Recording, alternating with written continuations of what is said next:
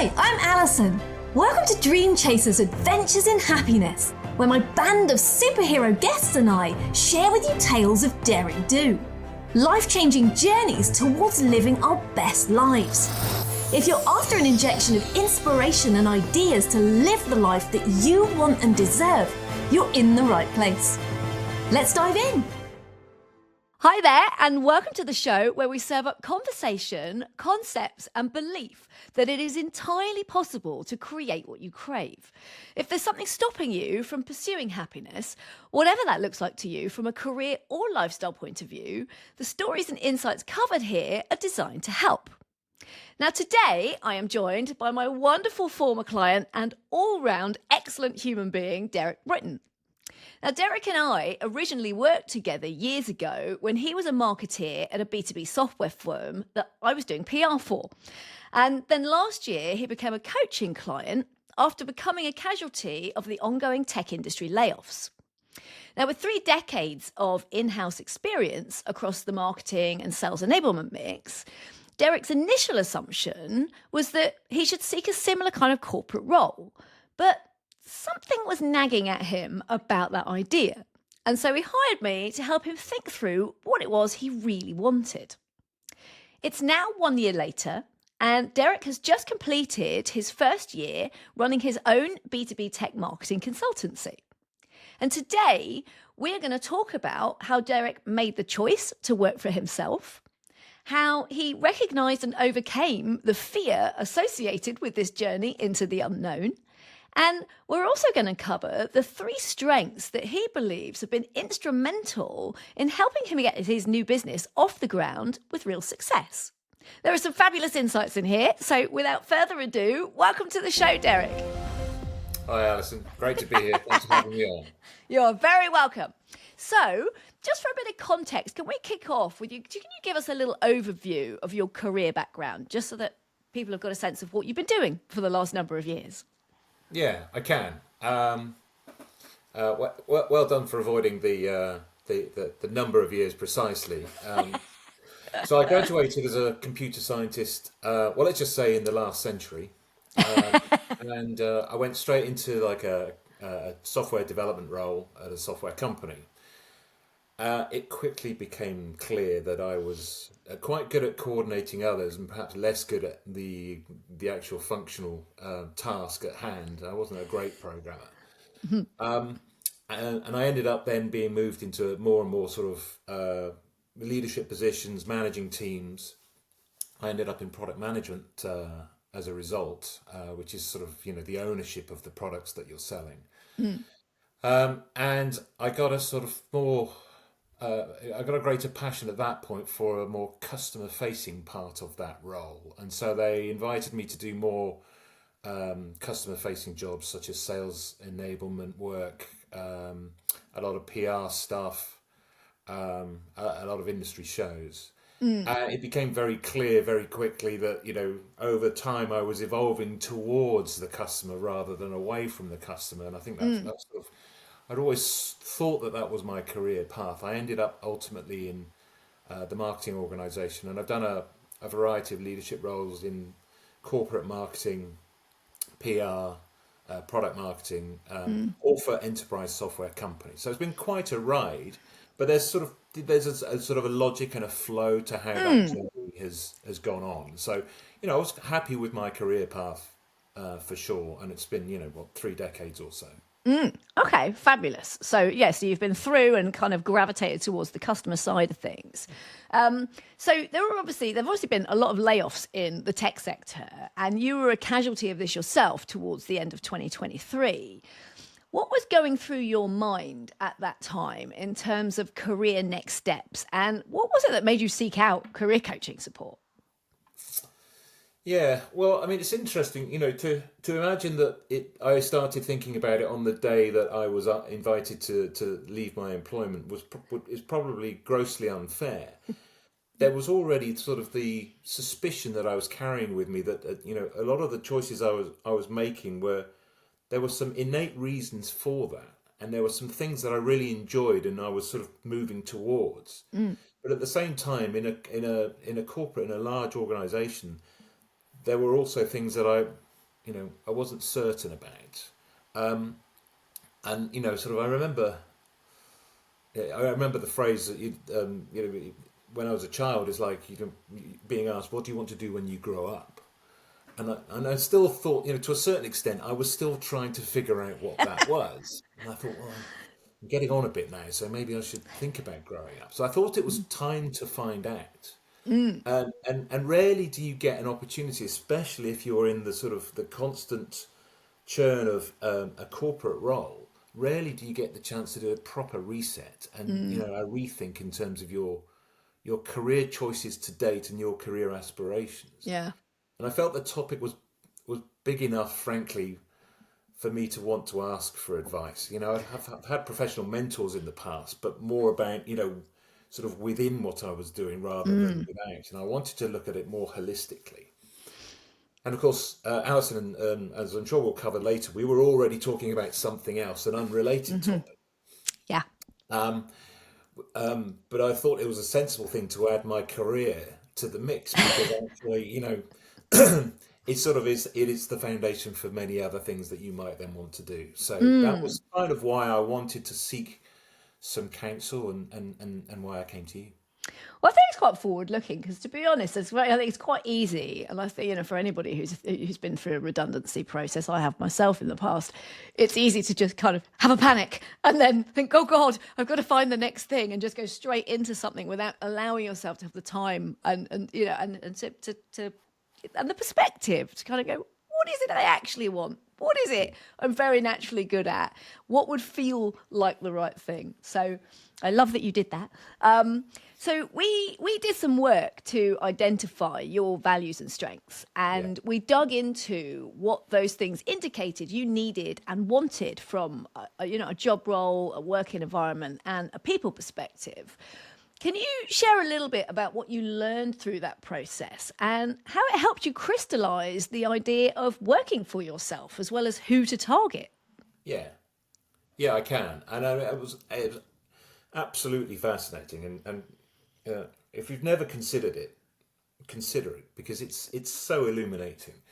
Now, I've already said that, sort of my career path has already sort of demonstrated, if you like, innately rather than explicitly what I was more drawn towards, working with people, being a good communicator, maybe more, front of house type work. But that was never done as a result of me understanding myself in a sort of forensic detail. It was just sort of guesswork. And it's great, gut decisions are often the right ones. Yeah. But I thought in order to really understand that, I needed to do some, more serious digging and then, to go through a process. And I certainly didn't have the means to do that. And so that's where I invited you to help me there. I needed sort of, if you like, and I hope you don't mind the term, I needed a Sherpa to sort of guide me on a journey. And it was invaluable because although, like I say, I thought I knew myself reasonably well, it was not only quite illuminating to see it written down, but it was also quite liberating to sort of say, oh, well, that makes sense, and sort of now I know. Because, doing things unwittingly and innately, it's kind of, well, you're not sure whether you've got the right decision there. And it is interesting because when you look in the tech industry, and I'm sure in other industries as well, you are surrounded by brilliant functional experts who are truly fantastic at what they do. But they are so good at what they do, they typically don't necessarily want to explain it in simple terms to other people who don't understand what they do.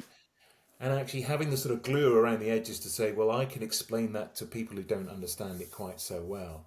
That turned out to be my vibe, and it's kind of what our exploration sort of concluded, that's very much where I like to spend my time. Yeah.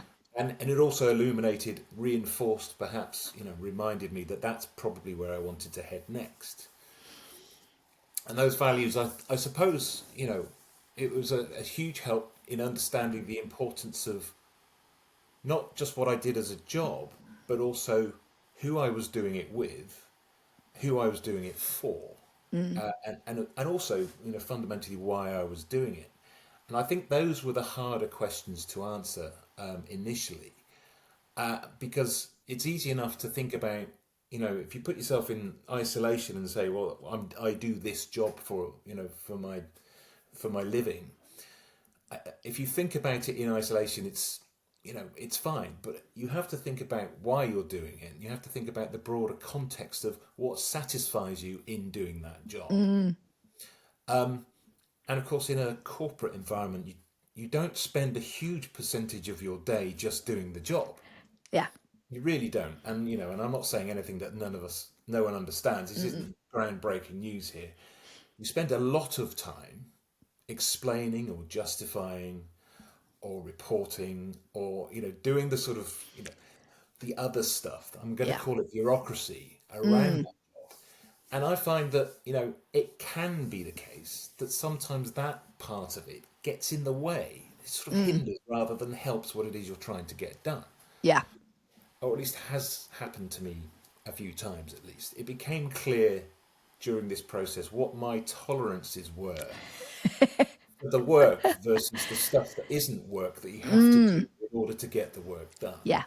And so that told me a lot about the kind of things I wanted to do in the future, and also who with and what size of environment and what type of team I wanted to work with.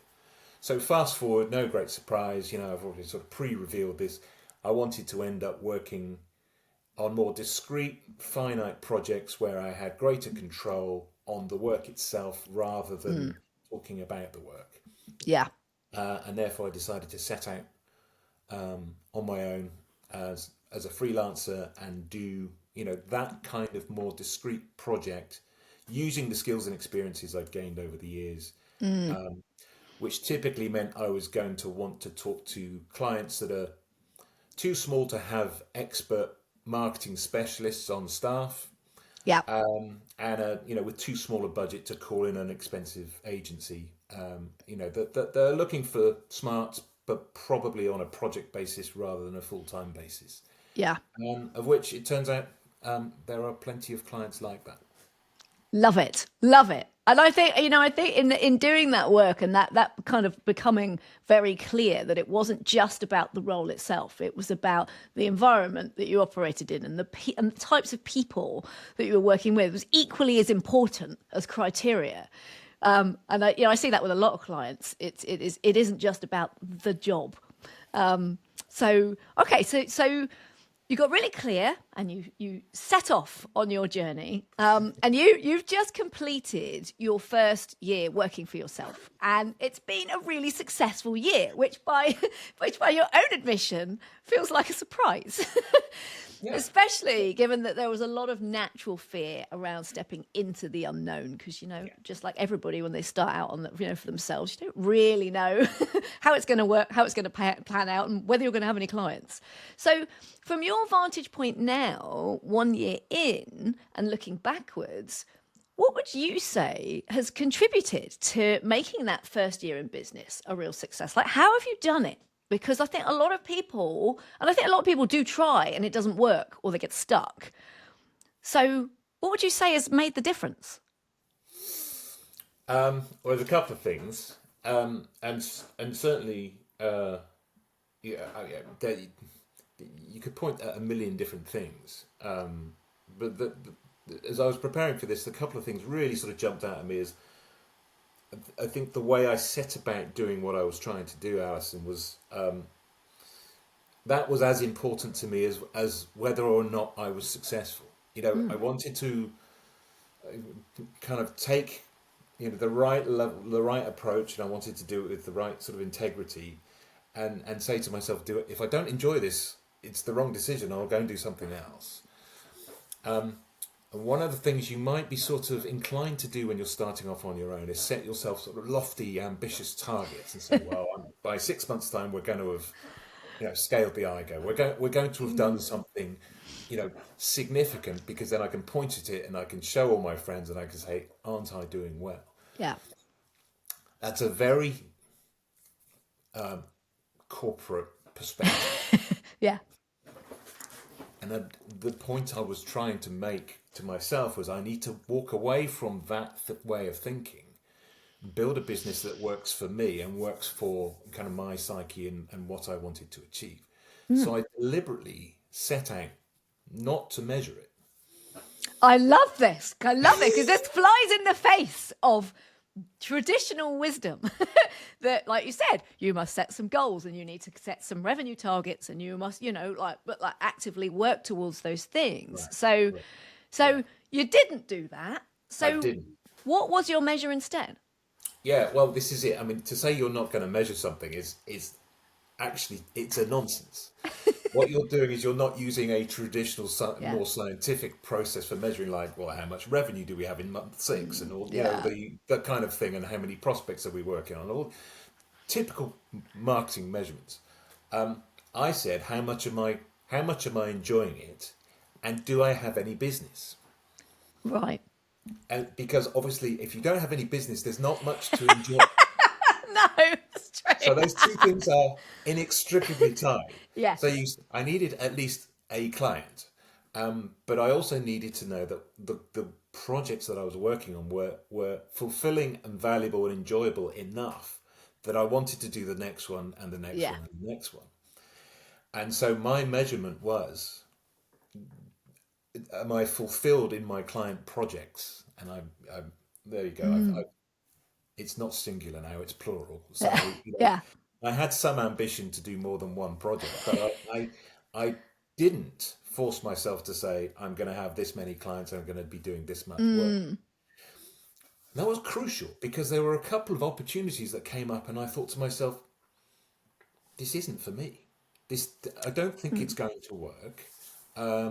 And for whatever reason, we the client and I chose not to move forward. So you're brave enough to not just say yes to everything, in a kind of, which I think also is it's a very easy thing to do in the face of, will I make any money, or will I make enough?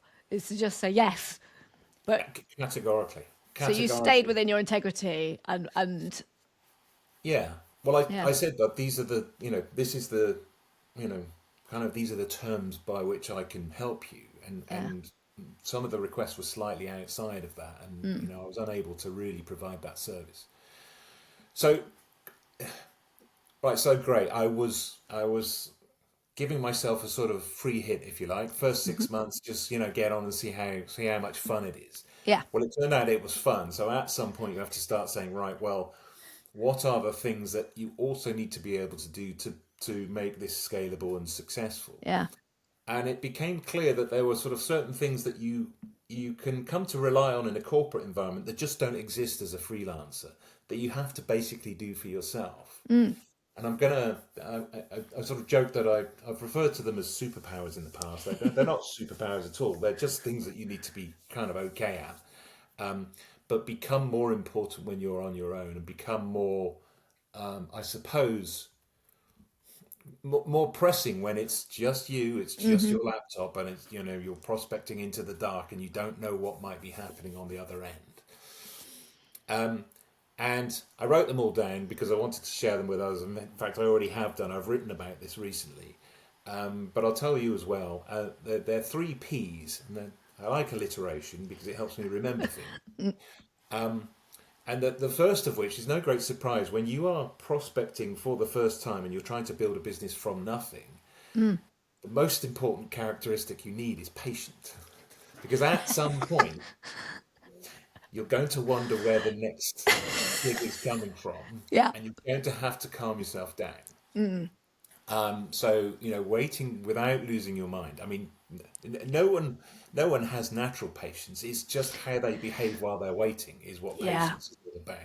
Yeah. So waiting for the reply, for the NDA, for the contract, for the decision, for the person to come back off vacation, or whatever the delay is. Yeah, because no one's working on your time, are they? Everybody's working on their time. And what is vitally important to you, nailing down that contract and getting the sign off, is like somewhere way down on their list amongst all their many other priorities. So exactly, and it's you have to remind yourself of that on a fairly regular basis, and so that you don't react adversely to a situation where you want things to move faster. The second part of it is persistence, because although you can be patient and you can wait forever, and I've thought I waited for quite a long time for a couple of situations. You also need that persistence as well, because you've got to be the person that's happy to show up, that's happy to keep trying, keep banging on the same door. But also, when you think this is just an aimless punt of a conversation, you've still got to bring your best self to that conversation. And in fact, a couple of my clients have sort of, they've landed simply because I invested in a situation where I thought this doesn't look like it's going to go anywhere. But actually, it started a slow burn that eventually yielded some contract work. So I'm absolutely I'm convinced of the value of persistence, because actually you're finding opportunity there when in a corporate environment you might say, you know what, that doesn't feel like a priority, so I'm going to go and do something else. Yeah. I think actually that often as not, it's that moment of you've tried a lot of things, and you're feeling like it's not going anywhere. It's where most give up. And typically, and I've seen it with a number of different clients, if you just keep going anyway, not in a blind sort of, like banging trying to, I can't think of the term now, but trying to flog a dead horse. but if you just keep persisting in the right way, often it's just that one additional thing, or that one extra conversation, or that one extra email you send that is the thing that tips the balance. Yeah. Because actually people tend to want to deal with people that they get on with, and if you're trying to develop a relationship and communicate effectively, then actually, how many times do you need to speak to someone before they say, yeah, okay, that's a good idea? Well, it typically isn't one, and it typically isn't 1,000. It's somewhere in the middle. So, just go one more time. And finally, all of that gets wrapped up in this thing called positivity, because if you turn up, as I sort of just suggested, if you turn up and you're a bit grouchy, or you're not the person that someone would want to deal with, because you're carrying the wrong attitude, because you're a little bit fed up and, you're a bit impatient, or, this is your 1,000th time of trying to do something. Well, it's going to be clear, and your body language will dictate the reaction that you get. And so, I cannot tell you the number of positive results that have landed as a byproduct of me showing up and just being, the most enthusiastic person in the room. I've told people about how excited I was for them about what they were doing. Yeah. That was the reason they've then chosen to work with me. And simply interesting. I appeared to care more about what they were doing than other people had. Yeah, I think it creates a kind of energy, doesn't it? Because I think it's a magnetic kind of energy, because if you show up authentically and you're enthusiastic and you like you said, you're positive and you care and you're sharing insights and ideas, even if you don't think anything's coming back, it creates a kind of energy that other people feel. And then they are much more likely, like you said, to choose you as the person to work with when the time comes. Yeah. It's the silliest thing, and absolutely none of what I've said is all about my functional expertise. No, that's a given. I have to be good enough in the first place. But this is about dealing with people as people. So I think I put a lot of stock in that now. Yeah. So you feel like you've just really had to. I mean, I've known you for quite a few years, and I think you embody these things quite naturally for you. But does it feel like something you've had to work on, kind of patience and persistence and positivity? Is it something that you've had to really develop out to a new level? I think it's a healthy thing to define these things as important characteristics, and then to think about all aspects of what you're doing in a given day. And it's just me and a desk and a few pieces of paper, so it's not that hard to sort of plan your attack, if you like. So I think it's an appropriate thing to do. And even if you think you're naturally gregarious and exciting and the most charismatic person in the room, which I don't, by the way, but even if you did, you still think, right, well, how can I just be that 1% better? Because, it might make all the difference. And of course, what works for one interaction might not work for another one. So you have to manage these things case by case anyway. So it's good to know what your plan is for each client project or each pitch that you're doing. Yeah. So, Love it. Love it. I think there's some real insights in there, because like you said, it's got nothing to do with your functional skill set, which, as you rightly say, is totally a given, because you're going out and encouraging people to hire you for the skill set you have. People are going to expect that you can do the job, but those additional things in a self-employment context really come in. Yeah. And I do think those things really do make the difference between those that make it and those that don't. Yeah. Okay, so finally, can we just touch on the fact that outside of forging this new career path, you have another goal in a completely different sphere, which I know you are even more nervous about, and that is that you want to write and get a novel published. And this was the original reason that we reconnected last year. Can you share a little bit about what's happening with that? Yeah, I can. Well, there's a book in all of us, right? So they say. So a few years ago, this is the way I characterize it. I gave myself permission to consider doing that. I thought, I've always been a good writer, but it's always been about job stuff. I haven't really been able to scratch the itch because it's clearly not what I wanted to write about for myself. So, one day, not long ago, I got started on that as a little project, and I had tremendous fun, and read all the prep books, and story arcs and scenes and characters and plots and the hero's journey, Chekhov's guns, lots of all the fun stuff about writing a book, and it was brilliant, very creative, kind of juices flowing, very personally rewarding for me to go through that exercise. So, all good so far. But if I can be kind of completely candid, well, I think the professional career kind of adjustment, if you like, has been I like to think it's been a bit of a masterstroke. I like to think I've done exactly what I set out to do, and it's been successful so far. And I haven't really had any qualms in carrying on that journey. I can say, without any hesitation, that writing the book has been diametrically different from how I feel about it. Because every time I look back at what I've written, and I think I'm supposed to call it a manuscript because it's not even a draft yet.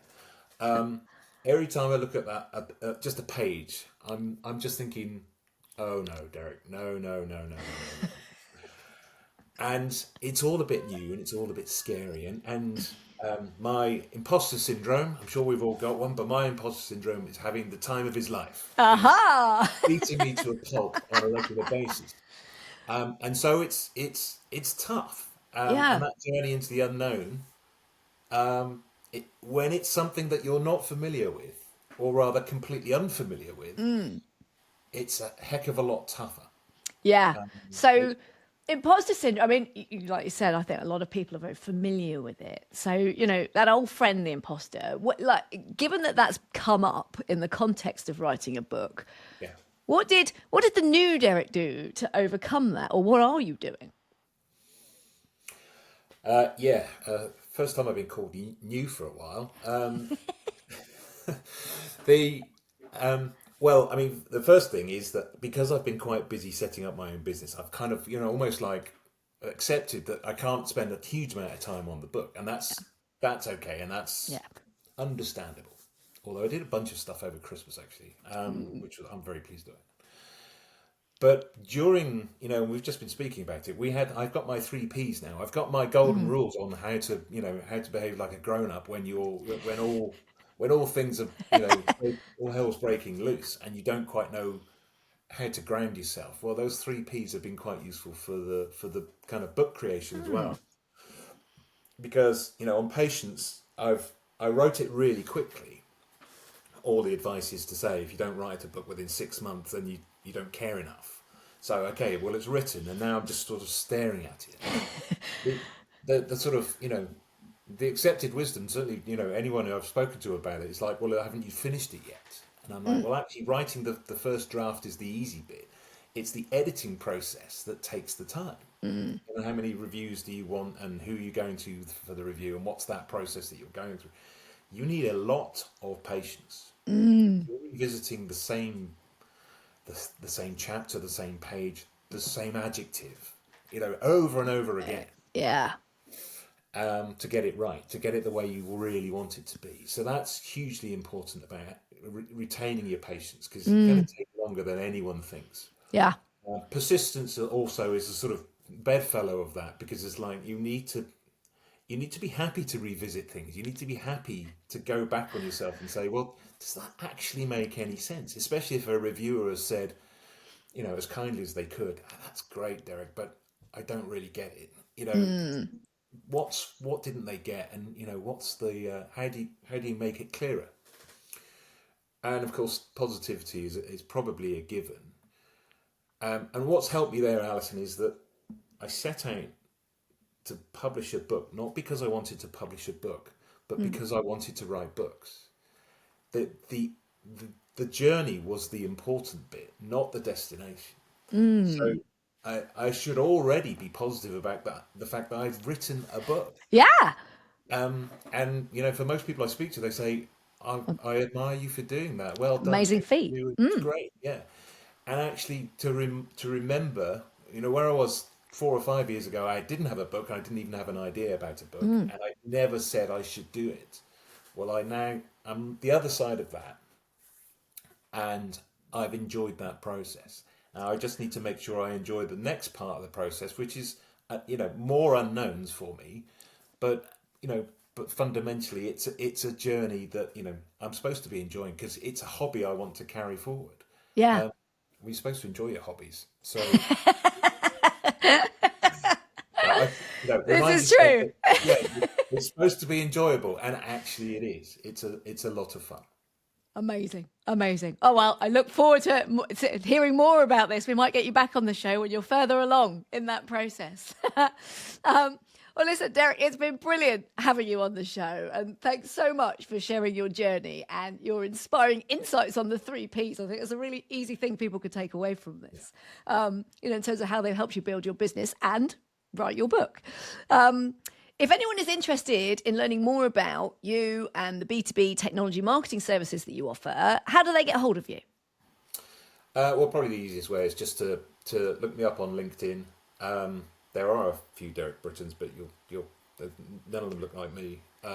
I'll put everything in the show notes so if that you wouldn't mind, that'd be great. And I'm happy to, if there's potentially something that you think I might be able to do to help your organisation, then I'm happy to get on a call for an hour and figure out whether that's true. No investment required. Just give me a call and we'll just figure it out from there. And of course, and as I've already mentioned, as I'm plotting patiently and positively, of course, for a book deal as well, to all publishers out there, it's best not delay, because it is rather good. So Love well, it. I should say so anyway. Brilliant. So I'll put all the details in the show notes so people can find you. So again, thank you once again for coming on. That's it for this episode. Thank you so much for joining us. And I really hope that Derek's story has provided some thought-provoking inspiration if you're considering working for yourself, or if you're in the early stages of building your own business. If you know anyone who would benefit from listening to this conversation and Derek's career story and insights, please do share this episode. And until next time, just know that I believe in you and in your ability to identify and go after the feel-good change you seek. So go do your thing. Thank you for listening today. I hope our time together has got you thinking about your own adventure in happiness. So please do get in touch. I'd love to hear more about your story. And why not join our Dream Chasers Unite community? There is nothing better than an adventure shared. Until next time, be brave and go create what you crave.